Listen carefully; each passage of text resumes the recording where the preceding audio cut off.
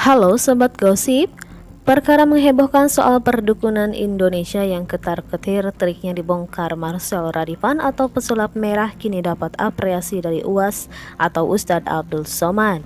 UAS minta dimusnahkan agar bersih karena termasuk syirik. Mau tahu kisahnya? Sebelum lanjut jangan lupa subscribe ya. Ustadz Abdul Somad atau UAS mengatakan, jika ingin benar-benar bersih maka dukun-dukun yang ada saat ini harus ditangkap.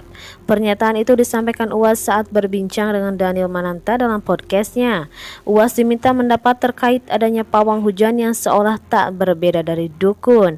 Saya sendiri penasaran sih karena sekarang ini banyak orang yang mereka lebih berserah kepada dukun daripada berserah kepada Allah. Pandangan Ustadz sendiri bagaimana, kata Daniel.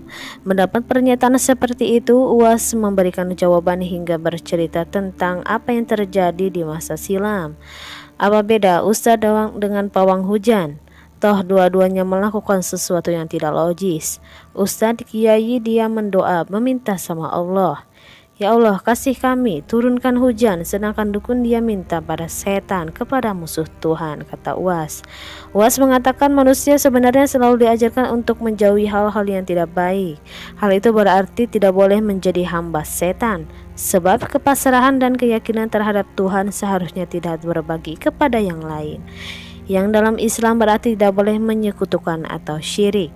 Jadi kita selalu diajarkan untuk menjauhi yang tidak baik, sedangkan dukun lebih kepada menjadi hamba setan, ujar beliau.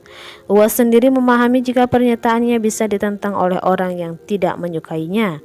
UAS pun memuji Daniel karena barang mengundangnya meski mengetahui resiko itu. Ini kalau diupload semua banyak yang marah, radikal marah, yang kelompok dukun ikut marah, kata UAS. Saya betul-betul Bang Daniel memang mazhabnya alirannya mazhab cinta, ujar Ustadz kelahiran Silo Lama, Sumatera Utara itu. UAS pun kemudian menyinggung apa yang pernah terjadi pada masa Renaissance dulu, sekitar abad 15-an tentang adanya gerakan menangkap dukun. Pada abad 15 ada gerakan menangkap dukun-dukun, semua dukun dibakar, kata UAS. Namun menurutnya gerakan menangkap dukun itu sebenarnya terinspirasi dari apa yang pernah terjadi pada masa kekhalifahan Islam. Jauh sebelum itu, pada masa setelah Nabi Muhammad SAW meninggal digantikan Abu Bakar As-Siddiq sebagai pemimpin 2 tahun digantikan oleh Umar. Pada masa Umar diadakan razia dukun, sebelum dukun ditangkap disuruh bertaubat. Jadi kira-kira beberapa ratus tahun setelah itu Eropa terinspirasi dengan itu, terang UAS. Berkaca pada itu, UAS pun mengatakan jika ingin bersih maka dukun-dukun yang ada saat ini meski ditangkap. Kalau kita mau bersih maka dukun-dukun itu harus ditangkap, lanjut UAS. Kendati begitu, Daniel Mananta memutuskan untuk tetap menayangkan bagian tersebut.